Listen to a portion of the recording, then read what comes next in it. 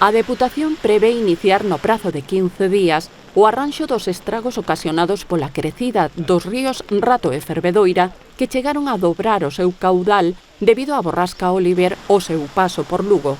Para axilizar a actuación neste espazo público que pertence á Reserva da Biosfera Terras do Miño, logo de coñecer o informe dos seus técnicos e pedir permiso á Confederación Hidrográfica, a institución provincial decidiu encargar os traballos á empresa pública Traxa. Ganamos moito tempo, porque se agora tuveramos que licitar as obras, isto levaría tempo, porque é unha licitación en aberto. O pasar do que chama un contrato menor de 40.000 euros masiva, pois hai que sacalo en aberto e, polo tanto, leva o tempo que leva meses. E, desta maneira, ao encargarlle o medio propio, pois aforramos toda esa tramitación.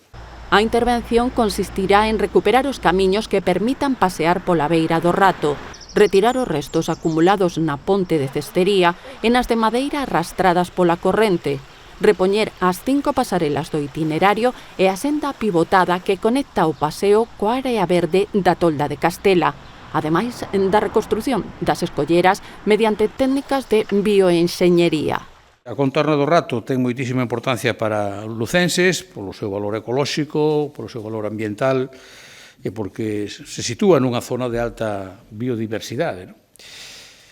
E é un dos espacios máis accesibles desde da reserva que xestionamos desde a Diputación, aquí en torno á capital, en torno á cidade de Lugo. E converte, lógicamente, neste lugar do Rato, en torno do Rato da Fervedoira, pois nun lugar estratégico, e é un exemplo, diría, case perfecto para demostrar como se pode integrar o espacio natural nun entorno urbano.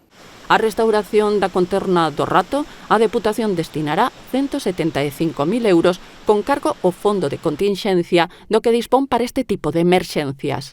Como saben todos, este é un espacio público de lecer, incluso casi diría deportivo, con unha gran importancia ambiental, paisaxística, educativa, social, en definitiva.